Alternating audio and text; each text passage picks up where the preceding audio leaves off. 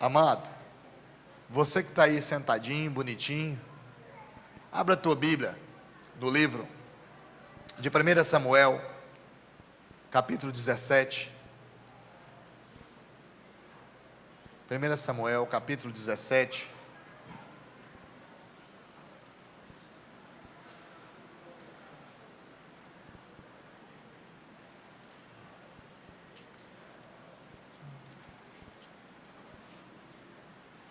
Primeira Samuel, capítulo 17, versículo 12. Se você encontrou, diga glória a Deus. Isso.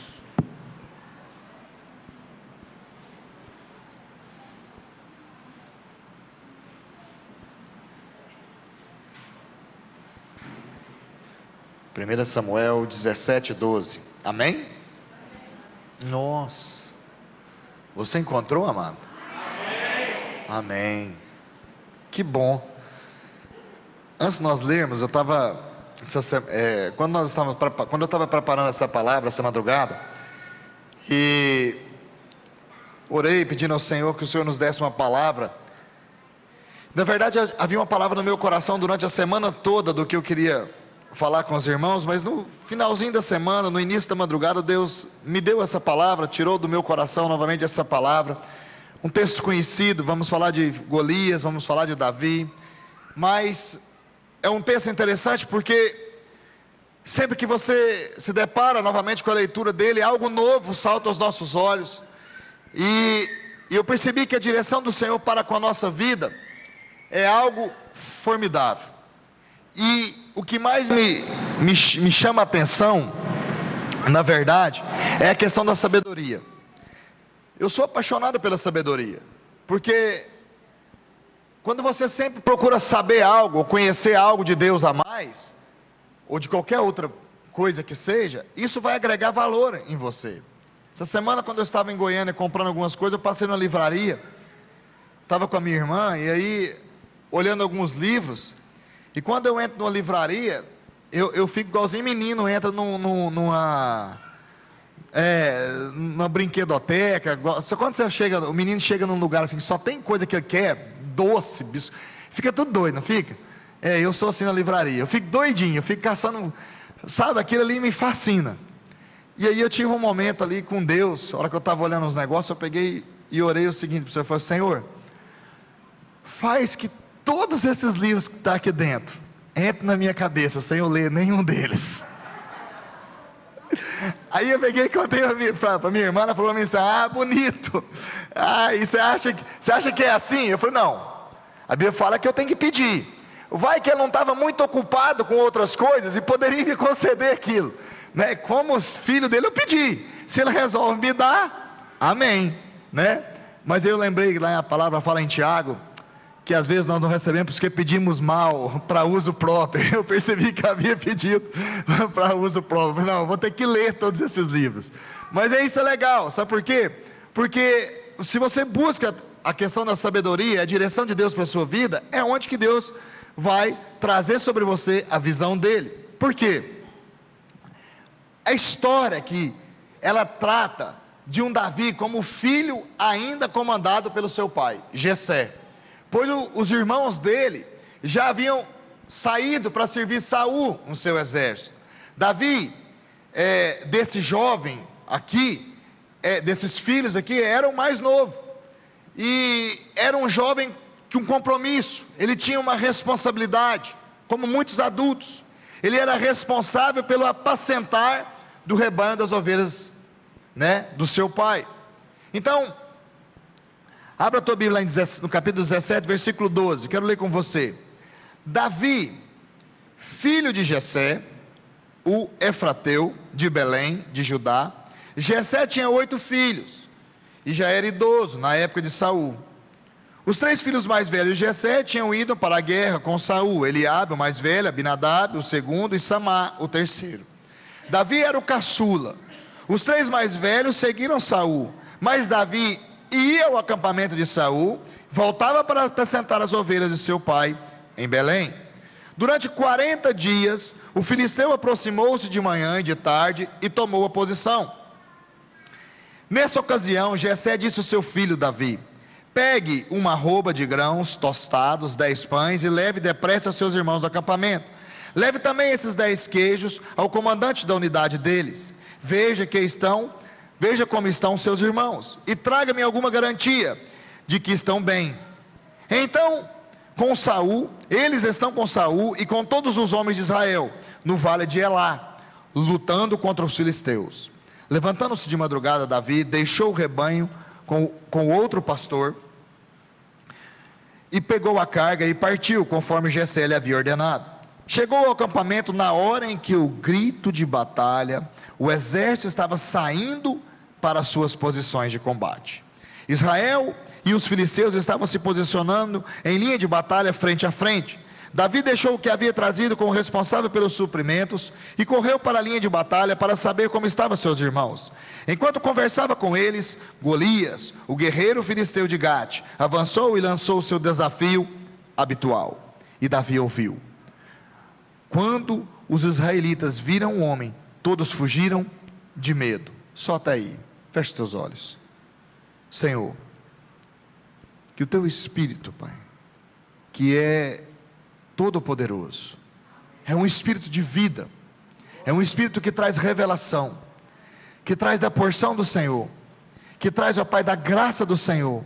Pare sobre nós essa noite agora. Abra os nossos olhos espirituais, abra os nossos ouvidos, abra os nossos olhos para que possamos ver, os nossos ouvidos para que possamos ouvir em linha com o trono de Deus, e que nós possamos desfrutar dos manjares do Senhor para nós essa noite, em nome de Jesus, amém, amém, amém. Então, atentamos para um ponto interessante aqui, um ponto muito, mas muito interessante, a responsabilidade nos apresentada aqui na vida de Davi. A responsabilidade é uma forma agradável, ou melhor, é uma forma que agrada os homens e também a Deus. Uma pessoa, quando ela é responsável, ela agrada os homens e também agrada a Deus. Todo mundo gosta de pessoas responsáveis. Você vai deixar os seus bens com pessoas irresponsáveis? Você vai deixar algo que você julga ter valor com alguém que é irresponsável? Não. Só deixamos aquilo que é valor para nós com pessoas responsáveis.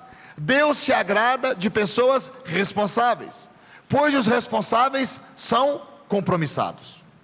Os responsáveis têm compromisso, mas Deus procura um grupo um pouco diferente dos compromissados. Ele procura um grupo de pessoas que, além de compromissadas com Ele, elas sejam também comprometidas com o propósito criado para elas. Então Deus usa de forma diferente pessoas comprometidas. Então diga comigo essa noite: eu que antes era responsável, agora sou comprometido. Davi cuidava do rebanho do seu pai como se fosse o seu rebanho. Davi era responsável pelo rebanho do seu pai como se fosse o seu rebanho, ao tal ponto que ele se comprometia em guardá-lo com a sua própria vida. Davi se comprometia a guardar o rebanho do seu pai com a sua própria vida. Ele se atentava ao rebanho do seu pai, ele amava o rebanho do seu pai como se fosse realmente dele, como se fosse realmente o rebanho dele, até chegar a hora certa, quando Davi foi visitar os seus irmãos, e ele se deparou com a realidade de batalha. Ele se deparou com algo diferente. Mas por quê? Porque Davi era um homem de compromisso. E é isso que eu quero falar com você essa noite. Compromisso deve gerar em nós comprometimento. O compromisso deve gerar em mim, em você, um comprometimento. Então diga comigo essa noite: o compromisso gera em mim comprometimento. Alguns costumam falar comprometimento. Então Davi, ele tinha um compromisso genuíno. Ele era compromissado verdadeiramente com o propósito. E a questão é, quando Davi sai, sempre que ele saía, ele passava um tempo ali com Saul e voltava para cuidar do rebanho do seu pai. Mas quando Davi sai naquele momento, e Jessé não sabia o que estava acontecendo, e eu quero que você se transfira para o texto comigo, e você vai entender o que eu quero explicar para você. Quando Davi volta, um dia aí Jessé fala para ele: olha, eu quero que você volte novamente até lá, leve algumas coisas para os comandantes, mas eu quero, além disso, eu quero que você me traga notícias dos seus irmãos, e mais, eu preciso saber como eles estão, para mim ficar mais tranquilo, porque sou pai, com certeza, Jessé disse isso a ele, e Davi foi, mas o que nos chama a atenção é que, quando Davi vai dessa vez, algo diferente está acontecendo. Jessé sabia que havia guerra ali, que os filisteus estavam em guerra com o povo de Israel, mas algo diferente estava acontecendo naquele momento. O que era? Golias havia aparecido. Então, existiam algumas palavras no meio do exército de Israel que impediam o exército de caminhar. Existiam algumas palavras no meio do exército de Israel que impediam o exército de lograr êxito. Palavras que podem deter um exército. A primeira dela é o medo. O medo, ele pode deter um exército. Aliás, ele detém realmente um exército. O medo. Golias parou o exército de Deus comandado pelo Saul. Sabe por quê? Porque ele usou o medo. O que Golias disse, na verdade, não tem nada demais. Mas a questão é, ele colocou o medo na cabeça do povo. Ele colocou o medo, ele se levantou como um todo-poderoso e lançou um medo sobre o povo. O medo nos paralisa. Fala para o seu irmão aí, o medo te paralisa. De verdade. Essa palavra causa um bloqueio em nós.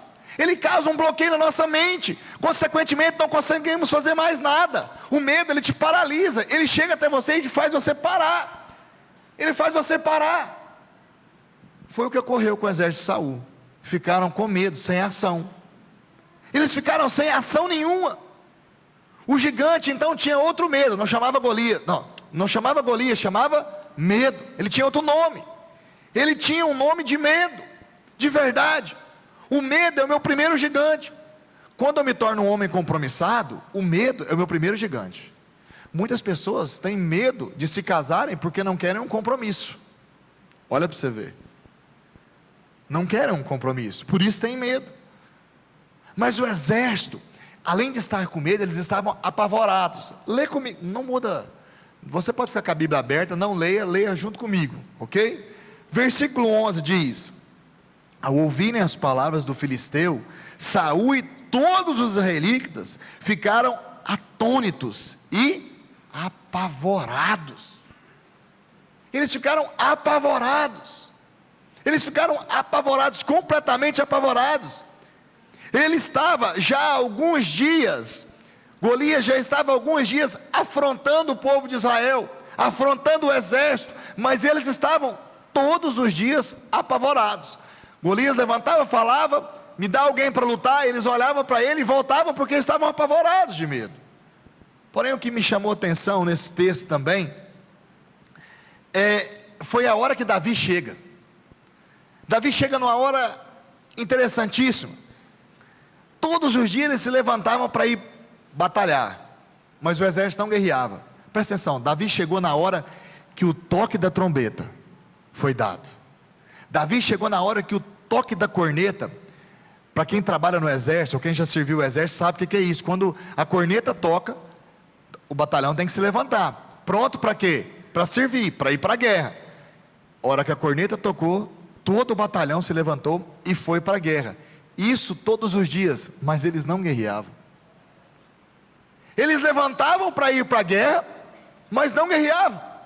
Eles levantavam para ir guerrear, mas eles ficavam ali parados, porque estavam com medo.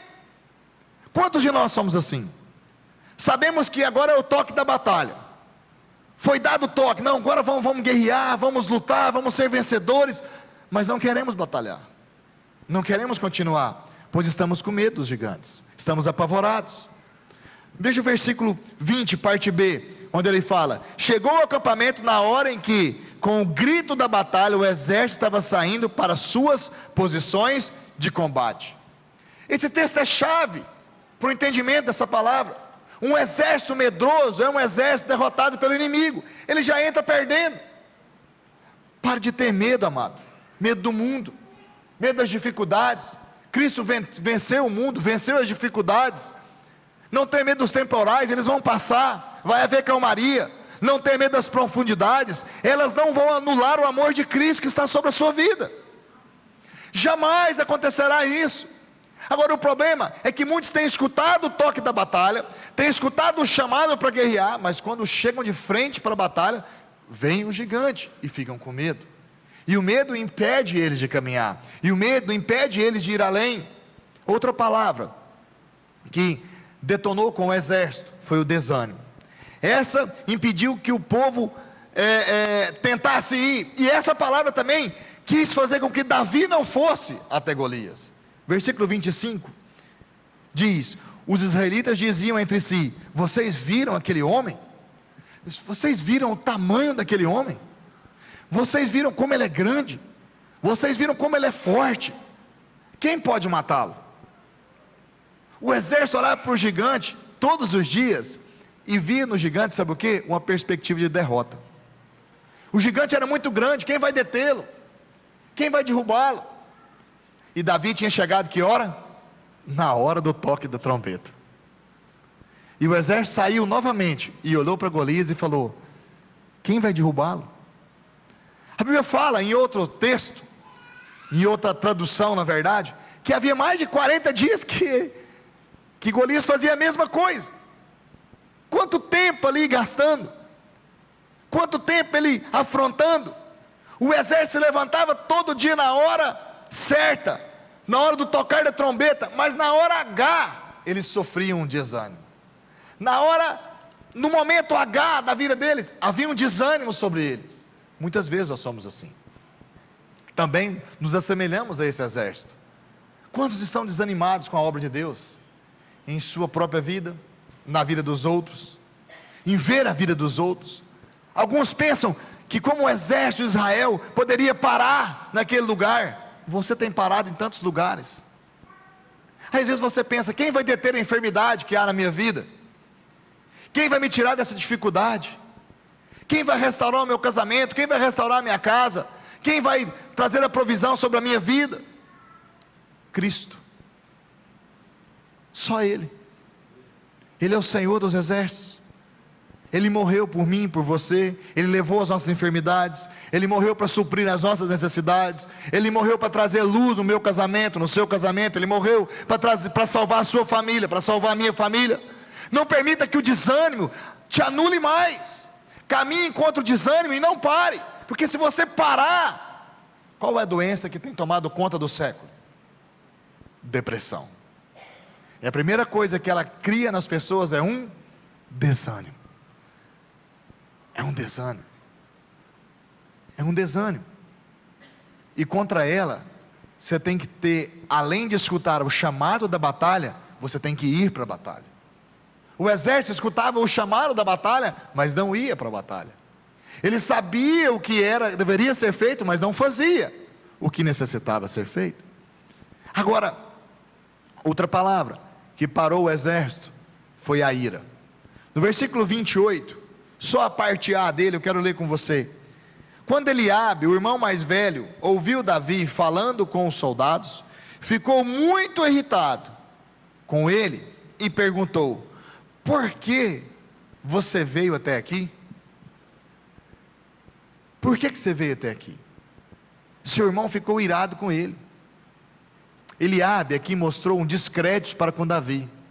Eliabe representa o exército irado com alguém que queria ajudar de alguma forma. Quantos de nós ficamos irados com alguém que quer nos ajudar? Às vezes alguém que quer te ajudar, você fica irado com ele. Você fala: rapaz, o que você está conversando? O que você está falando? Quem que é você? Vai cuidar das ovelhas do nosso pai. Não volta mais aqui não. Vai caçar o que vai fazer. Volta para casa. Para casa do papai. Quem que é você agora? Você chegou ontem aqui, quer botar banca. Você chegou ontem aqui, quer falar em outras línguas, quer derrubar gigante, quer ensinar a derrubar. Assim Eliabe olhou para Davi, falou: rapaz, você chegou agora. Nós temos 40 dias que nós estamos nessa batalha aqui, escutando esse gigante falar a mesma coisa para nós. Você chega agora e quer falar para nós como é que vai derrubar o gigante, quem que vai guerrear com ele? Quem que você pensa que você é? Quantas das vezes nós somos assim? Quantas vezes você já passou por isso? Às vezes das duas partes, sendo Eliabe ou sendo Davi. Não reconhecer que você precisa de ajuda é o primeiro erro para o fracasso. Você precisa de ajuda. E aí ele olhou para Davi e falou: rapaz, você tem que sumir daqui.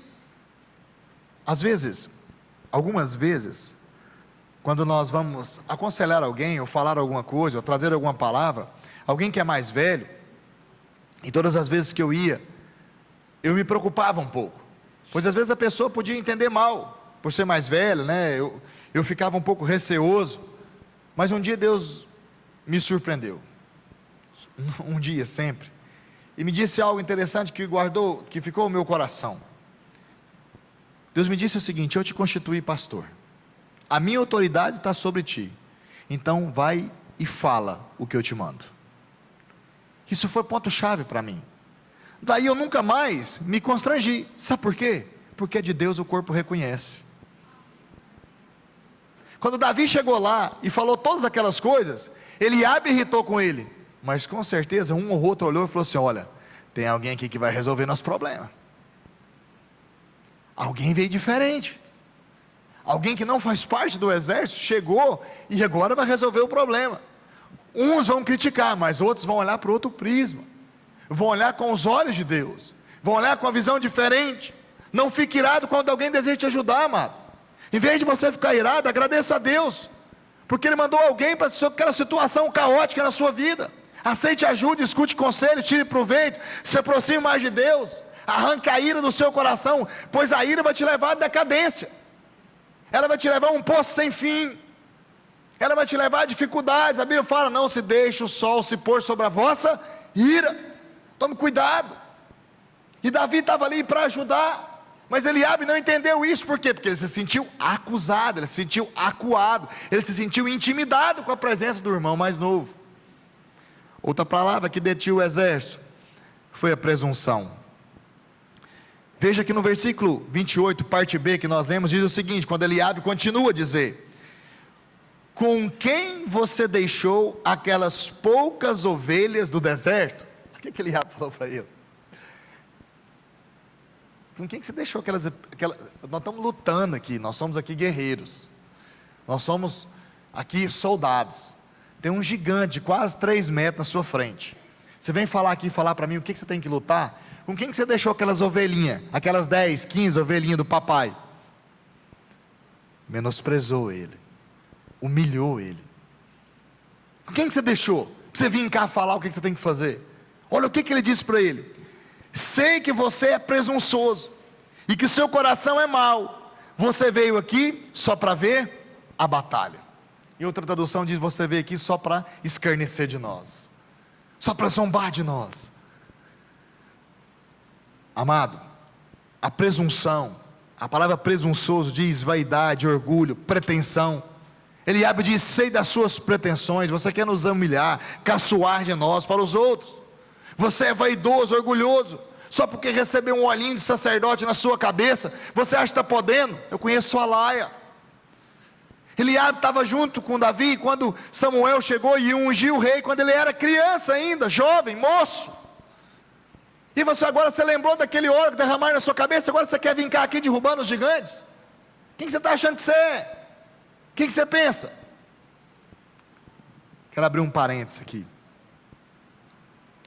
Amados, isso dói, pois a ofensa por si mesmo já dói. Ninguém gosta de ser ofendido. A ofensa por si mesmo já dói, mas as ofensas que vêm dos que estão próximos dói muito mais. Às vezes eu fico pensando o que faz uma pessoa ser tão maldosa, o que faz uma pessoa ser tão maldosa com a outra, o que faz, o que será? De tudo que eu conjecturei, que eu pensei, que eu analisei, a única palavra que me veio à mente foi inveja. A única palavra que me veio à mente que faz uma pessoa ser tão má uma com a outra, tão maldosa uma com a outra, é inveja. Na verdade, quem fala mal de você quer estar no teu lugar, mas não está porque ainda tem o coração maldoso. Não está ainda porque não deixou que o Espírito Santo de Deus trabalhe no seu coração. Ele um dia vai poder até estar em um lugar de destaque, mas somente se ele deixar Deus trabalhar no seu coração. Deixa eu abrir o meu coração para você aqui essa noite. Às vezes eu escuto cada coisa ao meu respeito, e o que me deixa chocado é quando eu descubro de onde vem. Eu nunca imaginava que podia vir de tal pessoa, e aí eu me entristeço. Mas o Espírito Santo ministra em mim. Não é que eu tenho amnésia, mas o infinito amor de Deus por mim e em mim me faz perdoar, amar e continuar caminhando a cada dia. Mas dói. Dói em mim, dói em você. Doeu em Cristo, quando Ele olhou para todos aqueles que estavam crucificando Ele na cruz. Ele disse: Pai, perdoa eles, porque eles não sabem o que fazem. E a Bíblia diz que Ele veio para os seus, e os seus não o receberam. Ele veio para um povo escolhido, e o povo o rejeitou. Ele veio para trazer luz para aquele povo, e o povo não quis. E Ele olhou para toda aquela situação e falou: Pai, perdoa eles. Eles não sabem o que eles estão fazendo. Vai chegar um momento que eles vão entender. Isso é ser ministrado pelo amor de Deus. Às vezes uma pessoa olha para você e zomba de você com alguma coisa. Não é que você vai esquecer, como eu te disse, você não vai ter amnésia. Mas você tem que deixar que o Espírito Santo que está em você ministre o seu coração e produza amor. E produza amor. Eliabe olhou para Davi e falou assim: rapaz, você é um Zé Ninguém. Só porque alguém te ungiu algum dia, você está achando que você vai chegar aqui derrubando o gigante? Porém Deus nos ensina e nos ama a cada dia. Mas aquela presunção impediu o exército de andar. O exército não foi porque era presunçoso demais. Eles eram presunçosos, vaidosos, por isso estava impedindo o exército de batalhar contra aquele gigante que afligiu o exército. A presunção é um poço de areia movediça e que ela vai te puxando até a morte, porque a presunção gera naquelas pessoas inveja. Essa presunção estava na vida de Saul, que depois ele ficou cheio de inveja de Davi. Isso está no coração do homem. Por isso Cristo tem que estar no teu coração para limpar tudo isso. Senão você nunca vai caminhar num caminho, como a Gisele colocou, de amor, de vida que vem de Deus. Outra palavra que detinha o exército, são duas em conjunto: desprezo e maldição. Essas palavras não vieram do exército sobre Davi, mas veio de Golias, que tentou intimidar Davi. Quando Davi decidiu ir contra Golias, vira a página, no versículo 42, a minha página, às vezes a sua não é, né? No versículo 42 e 43, quando Davi decidiu ir até Golias, Golias olhou para Davi com desprezo, e viu que era um só rapaz, ruivo e de boa aparência, e fez pouco caso dele. Disse ele a Davi: por acaso sou um cão, para que você venha contra mim com um pedaço de pau? E o filisteu amaldiçoou Davi, invocou os seus deuses, e disse: vem aqui e eu darei a carne às aves do céu e os animais do campo. Olha o que ele fez. O inimigo sempre vai tentar te intimidar, pois essa é uma arma de guerra dele, e é óbvio.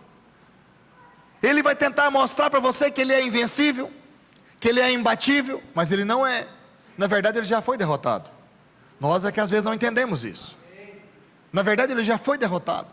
O problema é que ainda estamos olhando com a visão daquele exército. Levantamos na hora da batalha, mas olhamos para o gigante. Levantamos na hora do toque de batalha, mas olhamos para as dificuldades. Levantamos na hora do toque de chamada para a guerra, mas olhamos para os problemas. Em vez de olharmos para o gigante, temos que olhar para Deus. Golias desprezou, amaldiçoou Davi, ele invocou seus próprios deuses, e depois perdeu a batalha. Jesus também foi desprezado, humilhado, amaldiçoado por muitos, mas ele triunfou na cruz do Calvário sobre todos eles. Será que você não entende isso? Que às vezes isso acontece nas nossas vidas? Essas palavras podem deter um exército. Sabe por que detêm um exército? E vão deter sempre um exército? Porque eles não estão apegados ao Senhor. Eles não estão no centro da vontade de Deus. até Deus levantar um homem, que irá combater as palavras, irá tomar as atitudes corretas para o exército voltar a ser vitorioso. Sabe quem foi esse homem? Davi. Sabe quem é esse homem hoje? Você, nós, a igreja. O Senhor tem levantado a igreja de forma diferente, a igreja com a visão diferente, a igreja com projetos diferentes, uma igreja que não está mais simplesmente preocupada em se situar no templo, mas uma igreja que tem que entender que ela tem que ir avante, que elas têm que ir além. Entenda, o evangelho foi para ser pregado e não simplesmente ouvido dentro do templo. O evangelho tem que ser pregado e não simplesmente ouvido. Às vezes nós queremos ouvir o evangelho, não queremos pregar o evangelho. Nós não vamos alcançar. Não é o propósito da igreja esse. O propósito da igreja é ide e anunciai o evangelho. Esse é o propósito da igreja. Temos que fazer isso. Por isso você é chamado para isso. Tome posse daquilo que Deus quer com você. O melhor sempre vai estar por vir. Agora, para que a vontade de Deus viesse sobre Davi, ele preparou Davi, ele deu um novo ânimo a Davi, ele teve atitude sobre Davi, ele não deixou Davi ficar desanimado, cansado. Ele sabia que Davi teria uma batalha forte, dura, mas ele sabia, ele precisaria trabalhar com Davi. Para cada atitude de Davi, Deus preparou uma pedra.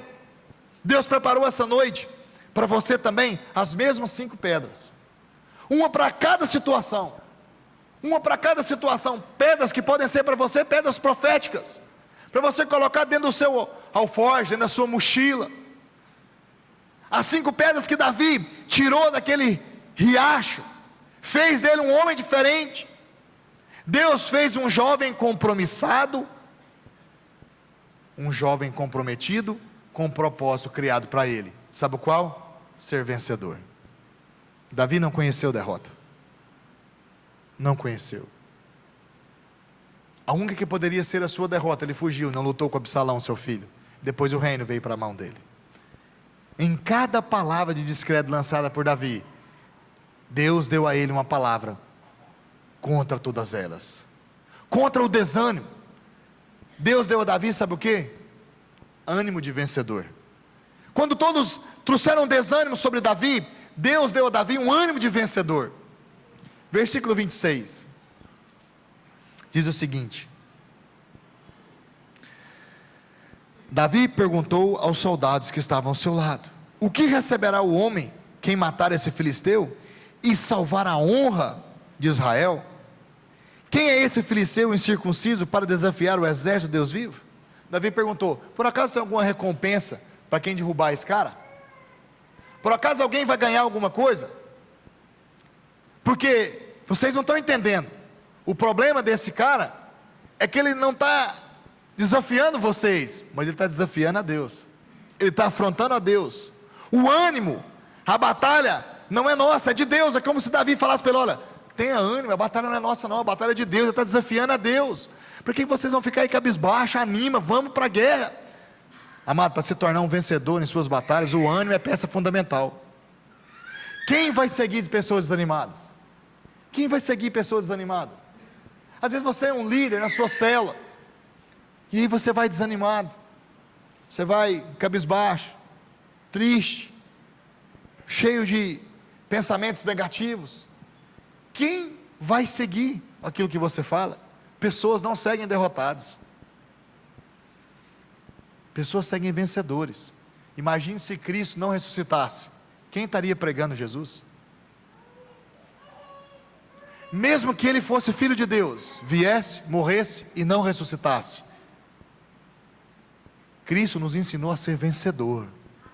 Por isso ele fala: em mim sois mais que vencedores. Se você não entende isso, você nunca vai entender o propósito do evangelho sobre a sua vida. Você pode ser descontrolado, mas não pode faltar ânimo. Você não pode ser derrotado, pois o ânimo fortalece seus sonhos. Ele te estimula a buscar com toda força os sonhos que Deus tem para você. O ânimo é o propulsor dos sonhos mais improváveis, mais impossíveis. O ânimo de Deus foi enviar Jesus para me salvar, para te salvar e nos tornar vencedor, porque já éramos derrotados. Agora, contra a acusação de ira, e o descrédito do seu irmão, Deus deu a Davi, sabe o que? Fé. Deus mostrou a Davi que ele poderia acreditar em Deus. Deus mostrou a Davi que ele poderia confiar nele, que havia um problema sim, mas ele poderia confiar nele. Versículo 34, lê comigo. Davi entrando, disse a Saul: teu servo toma conta das ovelhas do teu pai. Quando aparece um leão, um urso, ele vai e toma a ovelha do rebanho. Eu vou atrás dele, dou-lhe golpes e o livro a ovelha da sua boca. Olha, presta atenção. Deus começou a treinar a Davi para a batalha. Isso é tremendo. Deus te treina. Deus te treina para a batalha. Deus te treina para caminhar. Aqui é um treinamento de Deus para você, para que no amanhã você possa derrubar os seus gigantes. Deus te treina para isso. Ele te ensina para você caminhar no propósito dele, para que no amanhã você possa derrubar gigantes, te livrar dos gigantes. Deus disse a Davi: eu é que te livro do mal. É eu é que te livrei do urso, te livrei do leão, eu que te livrei das garras dele. Você acha que eu não vou livrar você desse incircunciso? Eu sou o seu Deus, Davi, aquele que te gerou, que te escolheu na mesa do seu pai. Deus não brinca de ser Deus, amado. Nós é que brincamos com Ele às vezes. Nós é que brincamos de ser crente. Seja um homem cheio de fé. Deus deseja e Ele quer te treinar para as batalhas. Batalhas são vencidas com atitudes de fé. O exército tinha uma atitude de sair quando a trombeta tocava, mas eles não tinham fé para guerrear. O exército tinha fé, não tinha fé para sair para a guerra. Eles sabiam o que tinha que fazer. Você saber o que tem que fazer não quer dizer nada, se você não faz. Aliás, isso te condena mais ainda. Contra a acusação de presunção, vaidade, maldade, Deus deu a Davi, sabe o que? Humildade. Quando Saul falou para Davi: coloca a minha armadura para você guerrear, e vai guerrear contra ele, porque você é muito novinho, vai que te dá uma bordoada, você nem levanta. Davi experimentou aquela armadura, mas não serviu para ele. Ele falou para Saul: não, ela não serve para mim. Versículo 38 e 39, depois você lê. Não, ela não serve para mim. Você só pode passar o que você tem para dar. Saul tentou passar para Davi, sabe o que? Uma autoridade que ele não tinha, dando a Davi a armadura. Saul tentou passar para Davi uma autoridade que não era dele, ela é constituída por Deus. Quem sabe depois, se Davi vencesse o gigante com a armadura de Saul, o manto do rei que estava sobre ele, Saul poderia falar: ele venceu por causa da minha armadura, ele venceu por causa do meu manto, ele venceu porque eu dei algo para ele. Mas Davi foi humilde, ele foi muito humilde, dizendo a Saul: não posso usar essa roupa não, meu senhor, eu não sei lutar com ela, eu não sei lutar com esses ornamentos do rei. E quero te fazer uma pergunta interessante. Se você tivesse o lugar de Davi, será que você recusava a armadura de Saul? Se você tivesse no lugar de Davi, quando o rei de Israel, a autoridade máxima, te chamasse para a batalha e te entregasse as roupas dele, será que você recusaria? Será que você falaria para Saul: não, meu senhor, eu não consigo lutar com essas suas roupas? Será que eu não usaria? Às vezes para agradar Saul, às vezes para Saul não ficar tão chateado comigo, porque ele é o rei, né? Ele é o rei. Às vezes eu usaria, né? Ia lá com a roupa dele. Ou às vezes você usaria: nossa, agora eu estou me sentindo o próprio rei, estou me sentindo realmente rei. Aquela palavra que Samuel deu lá atrás sobre a minha vida, agora está se cumprindo, eu estou vestindo a roupa do rei. Amado, Deus te chamou para você reinar, e não vestir roupa de outro rei. Davi entendeu isso. Eu não vim cá trocar as minhas vestes, eu vim em busca do trono. Às vezes o que o diabo te oferece são coisas tão pequenas, e você larga, e esquece dos manjares, que está além dos seus olhos hoje. Davi não fez isso. Ele olhou para as roupas e falou para Saul: não tem jeito, não dá para me vestir. Eu não tem jeito, não posso. É como se Deus tivesse falado para Davi: a sua roupagem, quem faz sou eu. A sua autoridade, quem dou sou eu. A sua vida, sou eu que conduzo. Pois você tem o óleo da unção sobre a sua cabeça e sobre a sua vida, e foi eu que derramei esse óleo. Você não pode usar essa roupagem, porque se você usar as roupagens dele, você vai usar roupagens fora do meu princípio. Mateus 5,5 diz: bem-aventurado os humildes, porque eles receberão a terra como herança. Ser humilde implica em abrir mão de muitas coisas. E quanto ao desprezo e a maldição de Golias, Deus deu a Davi a dependência a ele. Quando Golias disse para Davi: você vem comigo através de pau e pedra, no versículo 45, Davi diz para ele: Davi, porém, disse ao filisteu: você vem contra mim, contra a espada, com lança e com dardos, mas eu vou contra você, no nome do Senhor dos exércitos, o Deus dos exércitos de Israel, a quem você desafiou. Davi mostrou dependência de Deus. Davi disse a Golias que ele estava desprezando e amaldiçoando a pessoa errada. O problema de Golias era com Davi, mas o gigante tinha que resolver esse probleminha com Deus, o Deus de Davi. Porque a maldição sem causa não vai prosperar, amado, ela não tem alicerce. Ah, pastor, eu estou preocupado porque o cara falou que eu vou ser amaldiçoado. Meu amado, se você tem Cristo, não tem alicerce essa maldição sobre você não.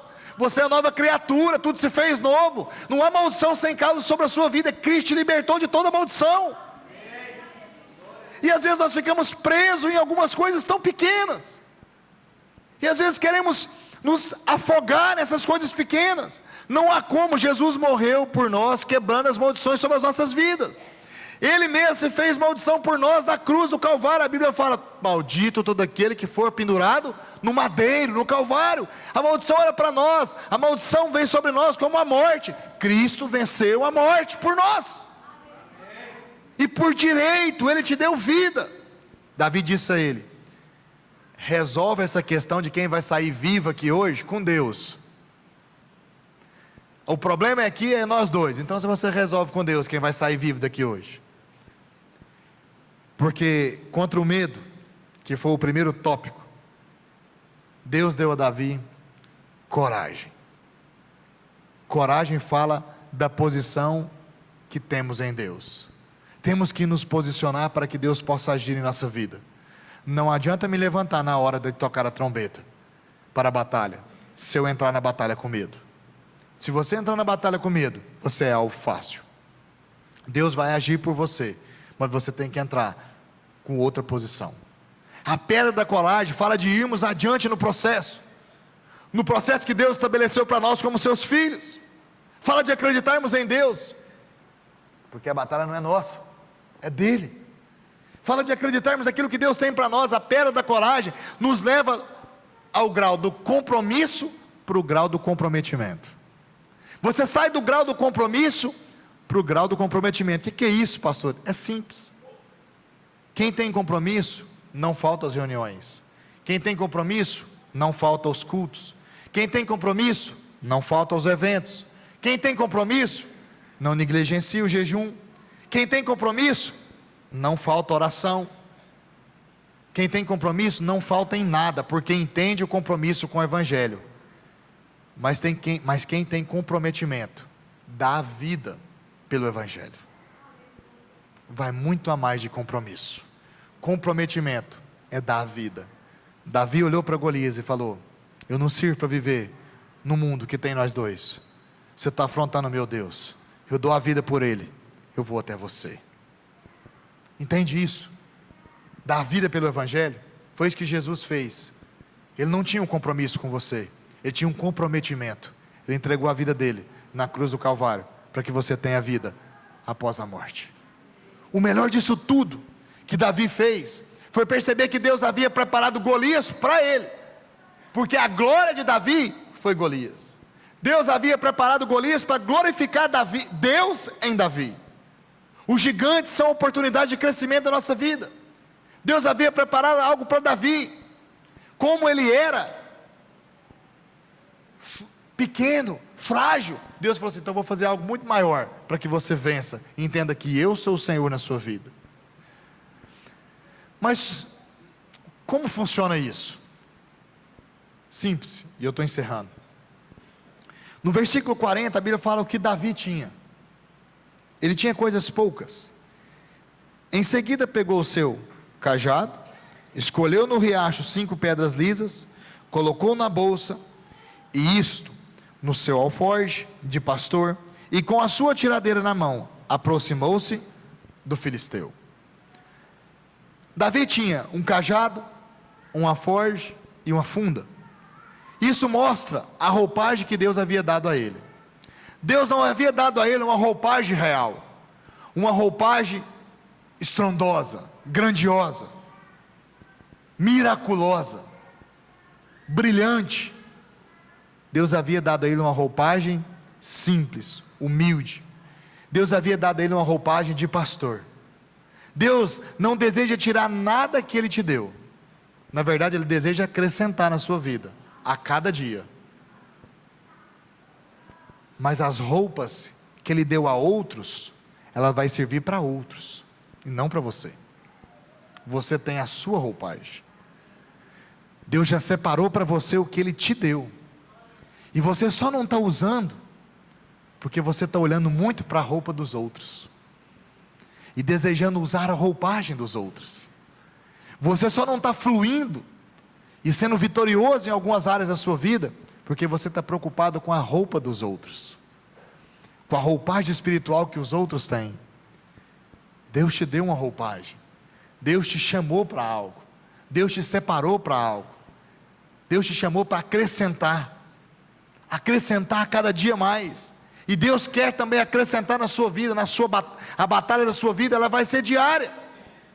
Interessante, que a Bíblia fala que Golias vinha todos os dias fazer o mesmo discurso habitual.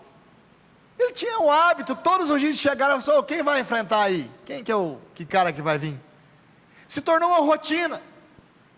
Problemas da sua vida às vezes se tornaram rotinas, porque você não tem sido vencedor. Você não tem batalhado para ser realmente vencedor. Problemas rotineiros, e todos os dias ele vem para te derrubar. Algum pecado da sua vida que se tornou rotina, todo dia ele vem para te derrubar, para te martelar, para te humilhar, para deixar você um zero à esquerda. Sua posição tem que ser trocada, amado, mas a sua roupagem ainda continua sendo a mesma. Isso também fala que as 5 pedras foram apanhadas num ribeiro, e a Bíblia fala que essas pedras eram pedras lisas, ou seja, elas estavam dentro da água. Isso fala, por serem lisas e estarem dentro do ribeiro, as águas que passavam por ela diariamente iam burilando a pedra, moldando a pedra, formando a pedra para ela ser usada. Deus quer te moldar, Deus quer moldar você, mas Ele só vai fazer isso, tirar as arestas, tirar as imperfeições da sua vida, para que você vire uma pedra lisa para ser usada, quando você estiver mergulhado nas águas do Espírito Santo. Essas pedras foram preparadas por Deus, porque estavam no ribeiro. Essas pedras estavam imersas na água do Espírito de Deus, estavam preparadas para Deus, para se tornarem pedras escolhidas. Agora entenda, pedras não matam gigantes. Nenhuma pedra que você tem vai matar gigante na sua vida. Pedras só nocauteiam gigante. A pedra que Davi lançou não matou Golias, ela o derrubou. A pedra que Davi lançou derrubou Golias, mas não o matou. Essas pedras que o Espírito Santo tem preparado para a sua vida, elas servem para você nocautear os gigantes que te perturbam, que querem atrasar a sua vitória. Não caia no erro de achar que a sua pedra vai matar esse gigante, pois o que mata gigante é a espada. Essa espada que mata gigante. E a Bíblia diz lá em Hebreus 4:12, porque a palavra de Deus é viva e eficaz, mais cortante do que qualquer espada de 2 gumes, que penetra ao ponto de dividir alma e espírito, juntas e medula, e é apta para discernir pensamentos e propósitos do coração. O que mata os gigantes na sua vida é a palavra de Deus, é a espada de Deus. Use a palavra ao seu favor, use a palavra para matar os gigantes da sua vida. Quando a pedra é lançada e entra na fonte de Golias, e ele cai, a Bíblia diz que Davi pula sobre ele, toma a sua espada, a espada de Golias, e corta a sua cabeça. Não caia no erro de achar que as suas pedras vão derrubar os seus gigantes. Vão derrubar, mas não vão matá-lo. Davi havia percebido que o gigante podia estar morto, mas ele não teve dúvida, não deu chance para o diabo, ele cortou a sua cabeça. A espada é a arma para matar gigante, amado. Deuteronômio 32, 27 diz: o Deus eterno é a tua habitação, ele lança os bastos eternos por baixo de ti, lança os seus inimigos debaixo dos teus pés, e diz: destrói-os. Para destruir os seus inimigos, usa a palavra de Deus. Ela é viva e eficaz, ela é a única espada que você tem, e ela é a única arma de guerra para a sua vida. Amém?